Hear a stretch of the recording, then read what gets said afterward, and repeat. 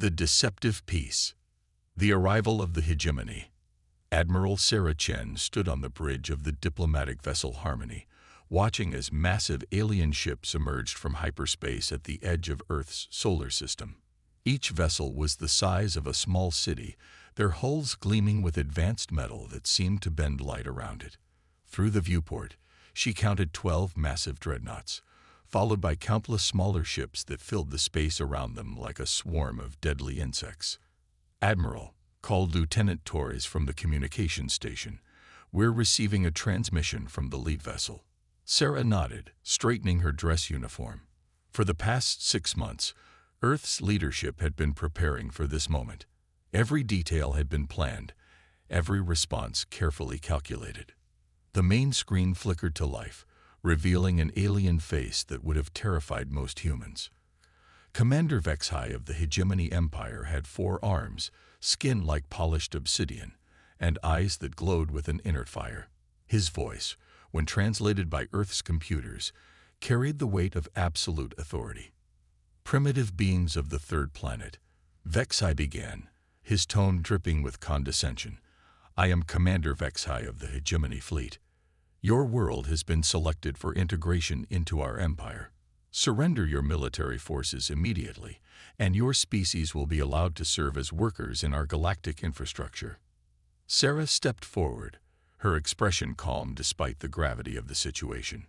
"Commander Vexhai, I am Admiral Sarah Chen, representing the United Earth Government. We appreciate your offer, but we must respectfully decline." The alien's 4 eyes widened in what might have been surprise or amusement. "Decline? You misunderstand. Primitive one. This is not a negotiation. We have studied your species for the past solar cycle. Your technology is centuries behind ours. Your ships are slow and poorly armed. Your planet's defenses consist of a handful of orbital platforms and perhaps 50 vessels that barely qualify as military craft." The diplomatic charade. Behind Sarah, Captain Marcus Webb remained perfectly still, his hand resting casually near his sidearm.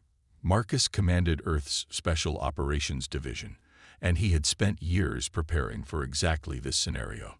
The alien was right about one thing. The ships they could see were outdated and limited in number. But that was entirely the point. "Commander," Sarah replied with a slight smile, "our intelligence suggests your information might be incomplete. Perhaps we should arrange a formal meeting to discuss terms more thoroughly." Vexhai's expression shifted to one of barely contained irritation. "Terms? You speak of terms when facing the might of the Hegemony Empire. Very well, primitive one. You have one of your planetary rotations to consider our generous offer. After that, we will take what we require by force." The transmission ended, leaving the bridge of the Harmony in silence. Sarah turned to her crew, and for the first time, her diplomatic mask slipped to reveal a predatory grin that would have made a shark proud. "Well, that went exactly as expected," she said. "Marcus, signal General Ross. Tell her it's time to wake up the real military." The hidden truth. 300 kilometers beneath the surface of the moon, General Patricia Ross received Sarah's coded message in a facility that officially did not exist. The Lunar Operations Center had been under construction for over 40 years, hidden from all alien surveillance by advanced stealth technology that made it appear as nothing more than natural rock formations. "Ladies and gentlemen," General Ross announced to the assembled officers, "it's showtime. All units are to prepare for Operation Unveiled Thunder. I repeat, this is not a drill." Around her, the command center erupted into controlled activity. For decades, Earth's brightest minds had been working in secret, developing weapons and ships that were centuries ahead of anything the galaxy had ever seen, while the aliens had spent their time conquering primitive worlds and growing complacent in their dominance. Humanity had been innovating, adapting, and preparing for the day when they would no longer be able to hide their true capabilities. Dr. Elena Vasquez, Earth's leading quantum weapons researcher, looked up from her control station. "General, the quantum disruption network is fully charged and ready for deployment. We have 47 hidden platforms positioned throughout the solar system, each one capable of disabling the hegemony dreadnought in under 30 seconds. On the surface of Mars, what appeared to be a simple mining colony was actually one of Earth's most advanced military installations. Commander Jake Morrison stood in the hidden command center, watching as massive hangar bays opened to reveal sleek ships that seemed to phase in and out of normal space. Stealth Fleet Alpha is ready for deployment, he reported through encrypted channels. All ships are equipped with dimensional phase technology. The aliens won't even know we exist until we're firing directly into their engines. The ambassador's warning. Back aboard the Harmony, Ambassador David Sterling prepared for what might be humanity's final diplomatic contact with the hegemony. David had spent 20 years studying alien psychology, and he understood exactly how species like the hegemony thought. They were predators who had grown fat and lazy on easy conquests, and they had never encountered prey that could fight back effectively. The communication channel opened once again, revealing Commander Vexay's imposing form. This time, however, the alien was flanked by several other species, each representing a different conquered world now serving the hegemony. Have you considered our generous offer, primitive one? Vexay asked, his tone suggesting he already knew the answer. David stepped forward, his expression grave. Commander, before you make any irreversible decisions, I need to warn you about something.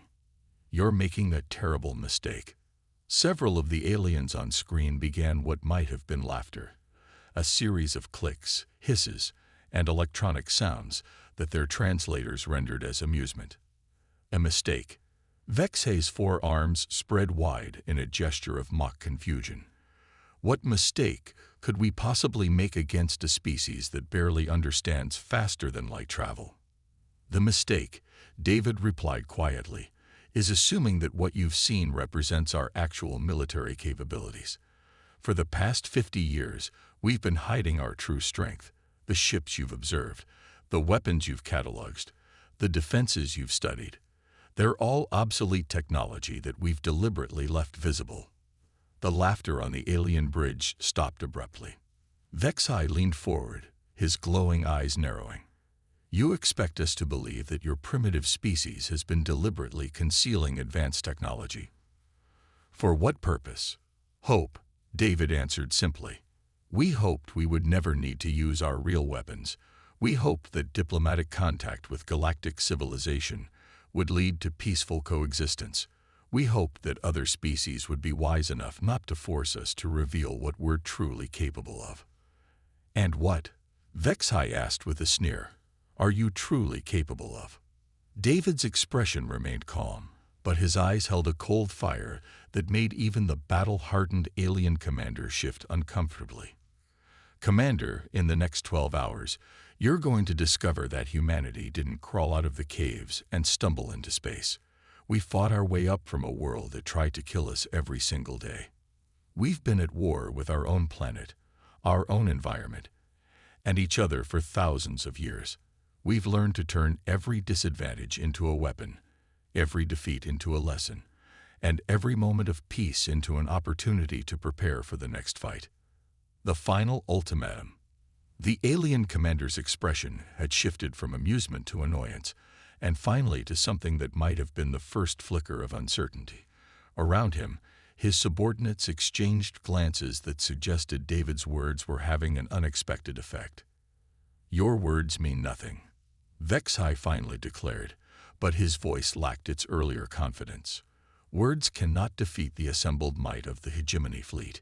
You have 6 of your time units remaining to surrender. Use them wisely. The transmission ended, leaving the human diplomats alone on their bridge. David turned to Admiral Chen, who had been monitoring the conversation with interest. How do you think that went? Sarah asked. Better than expected, David replied.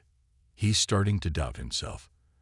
That's the first step toward panic, and panicked enemies make mistakes. In the hidden depths of Luna Base, General Ross was coordinating the most complex military operation in human history. Across the solar system, weapons that had been concealed for decades were powering up. Ships that existed only in classified files were emerging from hidden bays. Soldiers who had trained their entire lives for this moment were taking their positions. "Dr. Vasquez," the general called out, "what's the status on the quantum disruption network?" "All platforms are online and targeted," Elena reported. "The moment those alien ships drop their guard, we can disable their shields and engines simultaneously. They'll be sitting ducks." "Commander Morrison, status report on the stealth fleets." Jake's voice came through the communication system with barely contained excitement. "All ships are positioned and ready, General. We have them surrounded, and they don't even know we're here. Their sensors can't detect us when we're phased into dimensional space. The trap is set." As Earth's final ultimatum period ticked away, the Hegemony fleet moved into attack formation. From their perspective, they were facing a handful of primitive ships and some basic orbital defenses. Their intelligence indicated that humanity's total military capability consisted of perhaps 50 vessels and a few dozen weapon platforms. They had no idea that over 300 of Earth's most advanced warships were positioned around them, invisible and waiting. They couldn't detect the quantum disruption network that could disable their entire fleet in minutes. They had never encountered the dimensional phase technology that allowed human ships to attack from angles that shouldn't exist in normal space. Commander Vexhai stood on his flagship's bridge, watching the primitive human vessels through his main display. "Begin the attack," he ordered his weapons officer. "Target their largest ships first. Make this quick and decisive." The first shots of the battle lit up space around Earth as Hegemony plasma cannons opened fire on the visible human fleet. The alien weapons were powerful, designed to shatter the defenses of worlds that had never seen warfare on a galactic scale. What they hit were holographic projections. The real human ships, the ones the aliens could see, had withdrawn to safe positions hours earlier. In their place, Earth's most advanced holographic projectors created perfect illusions of spacecraft that existed only as patterns of light and shadow. "Sir," one of Vexhay's subordinates called out in confusion, "our weapons are hitting the human ships, but there's no debris. No secondary explosions. It's as if we're shooting at nothing." That was the moment when Admiral Sarah Chen gave the order that would change the balance of power in the galaxy forever. "All units," she broadcast on encrypted channels. "This is Admiral Chen. The gloves are off. Show them what humanity can really do." The mask falls. Across the solar system, the true scope of human military power began to reveal itself. On Luna, massive doors that had been disguised as crater walls for decades slid open to reveal weapon systems that could shatter moons. On Mars, what had appeared to be mining equipment transformed into orbital bombardment platforms. In the asteroid belt, rocks that had drifted in space for years suddenly powered up as heavily armed battle stations. But the most shocking revelation came when Commander Morrison's stealth fleet dropped out of dimensional phase space directly behind the Hegemony formation. 300 ships appeared as if materializing from nothing, their weapons already charged and targeted. "What?" Commander Vexhai stared at his tactical displays in disbelief. "Where did they come from? How many ships do these primitives have?" His sensor officer's voice cracked with panic. "Sir, I'm reading massive energy signatures throughout the system. There are weapons platforms emerging from what we thought were asteroids. The human moon appears to be entirely artificial. And sir, there are ships appearing from some kind of dimensional full technology that our science division said was impossible." Dr. Elena Vasquez sat in her control center deep within Luna Base, her fingers dancing across controls that governed weapons the aliens couldn't even imagine. "Quantum disruption network activated," she announced calmly, "targeting Hegemony fleet shields and propulsion systems." Across space, invisible beams of energy reached out from hidden platforms to touch each alien vessel. The beams didn't destroy or damage. They simply convinced the matter of the alien shields and engines to forget how to exist in their current configuration. "Sir," the Hegemony sensor officer's voice rose to a shriek, "our shields are failing. All of them. The entire fleet is showing cascade failures in defensive systems.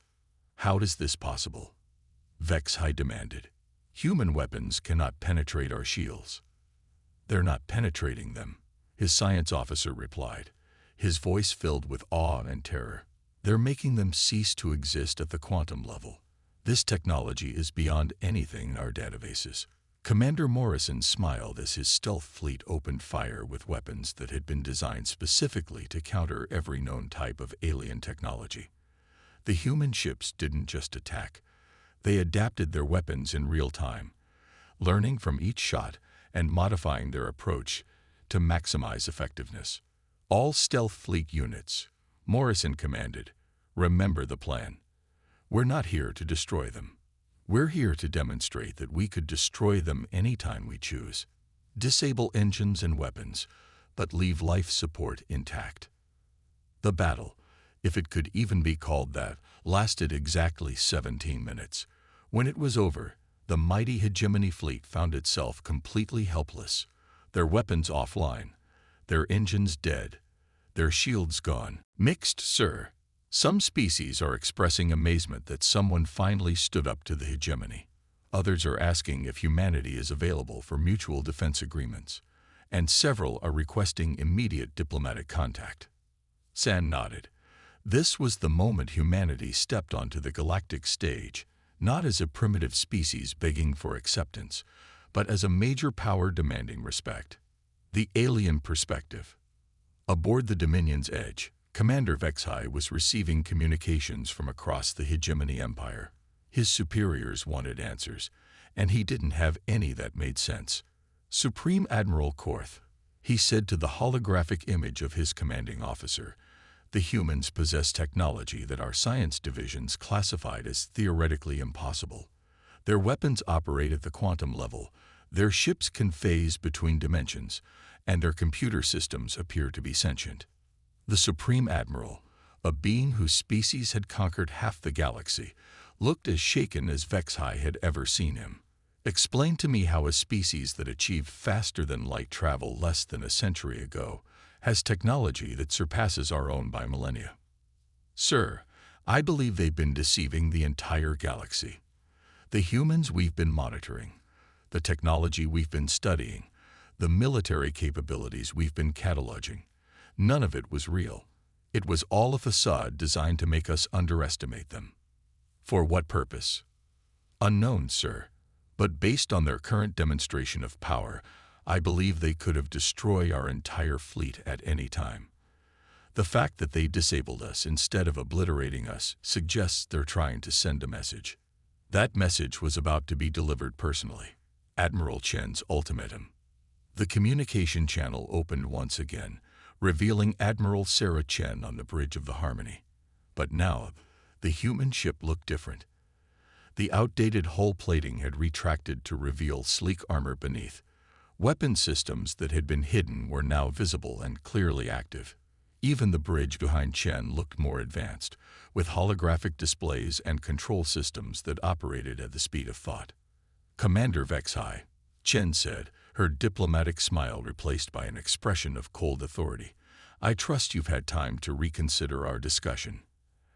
Admiral Chen, Vexhai replied, his voice lacking its earlier arrogance. Your species has demonstrated capabilities that our intelligence services failed to detect. Perhaps we can reach some form of understanding. I'm sure we can, Chen agreed. But first, let me clarify something about humanity's position in this galaxy. For the past 50 years, we've been watching, learning, preparing. We've seen how the hegemony treats other species, how you strip worlds of resources and enslave populations. We decided long ago that we would never allow that to happen to Earth. Ambassador David Sterling stepped into view beside Chen, his earlier diplomatic demeanor replaced by something harder and more direct. Commander, what you've witnessed today represents approximately 15% of humanity's actual military capability. The ships you're seeing, the weapons that disabled your fleet, the technology that's currently rewriting your computer systems, this is what we use for local system defense. Local system defense. Vexay's translator struggled with the concept. The ships and weapons defending Earth are the equivalent of what you might call a planetary police force, Sterling explained. Our actual military. The fleets designed for interstellar warfare are stationed in deep space, far from any system that your scouts have ever visited. The deeper revelation. As if summoned by Sterling's words, new contacts began appearing on both human and alien sensors. Ships emerged from hyperspace at the edge of the solar system. But these vessels were different from anything either side had seen before.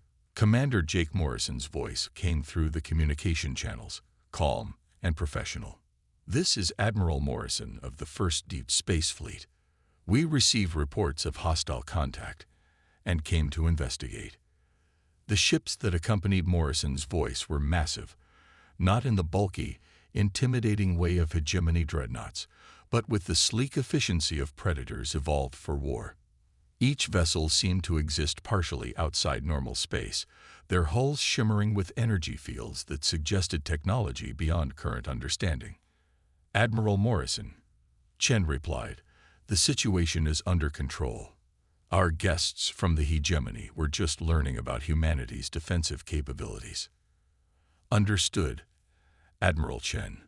First Fleet will maintain position at the system's edge unless needed. The implications of this exchange were not lost on Commander Vexay. The humans had casually revealed that they possessed not one but multiple deep space fleets, stationed in locations throughout and their communications jammed by technology they couldn't understand or counter. In the sudden silence that followed, Admiral Sarah Chen's voice reached every alien ship simultaneously.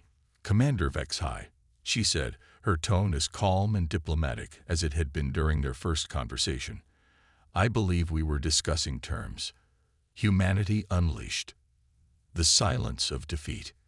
Commander Vexay of the Hegemony Empire stood frozen on his bridge, staring at displays that showed impossible readings. His flagship, Dominion's Edge, had ruled space lanes for over 2 centuries, its weapons capable of glassing entire continents. Now it drifted helplessly, every system offline except for life support and basic communications. Report, he commanded, his voice barely above a whisper. Sir, his tactical officer replied, his 4 hands shaking as they moved across dead controls. The entire fleet is disabled. Every ship. Our weapons are offline, engines are dead. And our shields, sir, our shields don't just appear to be down. According to our sensors, the quantum matrices that generate them no longer exist. Around Vexay, the bridge crew, beings from a dozen conquered worlds who had served the hegemony faithfully for generations, stared at their instruments in stunned silence. For the first time in their species' collective memory, the mighty hegemony fleet had been rendered completely helpless. Through the main viewport, they could see human ships that hadn't existed minutes earlier. Sleek vessels that seemed to bend light around them moved in formations that suggested technology far beyond anything in the hegemony's databases. Some ships appeared to exist in multiple dimensions simultaneously, flickering in and out of normal space like ghosts made of metal and energy. The true scale revealed. Deep within Luna Base, General Patricia Ross watched the tactical displays with grim satisfaction. For 40 years, she had overseen the construction of humanity's hidden military infrastructure, always knowing that someday they would need to reveal the truth about Earth's capabilities. Dr. Park, she called to the AI warfare specialist monitoring alien communications. What's their status? Dr. Lisa Park looked up from her console, where she had been conducting electronic warfare against the hegemony fleet with systems that operated at quantum speeds. General, we've completely infiltrated their computer networks. Their communications are under our control, their navigation systems are feeding them false data, and their weapons are responding to our commands instead of theirs. Excellent. What about their understanding of our capabilities? They're terrified. Lisa replied with a slight smile. Their ship computers are trying to catalog our technology, but our adaptive systems are changing faster than their sensors can track. From their perspective, we're using impossible technology that violates several laws of physics. On the surface of Mars, Captain Ana Rodriguez commanded Orbital Platform Olympus, a massive weapons system disguised as a mining station for over 3 decades. The platform's true purpose was to serve as humanity's primary deep space interdiction system, capable of stopping entire fleets before they could reach Earth. Platform Olympus to Luna Base, Ana reported. All weapon systems are fully revealed and operational. We have target locks on every hegemony vessel. Our quantum cannons can destroy their largest dreadnoughts in a single shot. Hold fire, Captain, General Ross replied. Remember, the goal isn't destruction. It's demonstration. The Galactic Network awakens. What the hegemony didn't know was that their defeat was being broadcast across the galaxy in real time.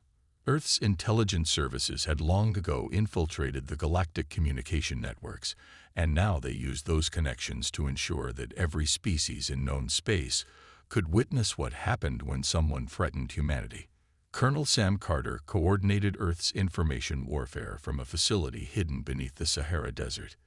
His team had spent years preparing for this moment, creating a network of communication relays that could reach every corner of the galaxy simultaneously. Sir, reported his communications officer, we're receiving responses from over 200 species across 47 star systems. The footage of the hegemony fleet's defeat is spreading faster than we anticipated.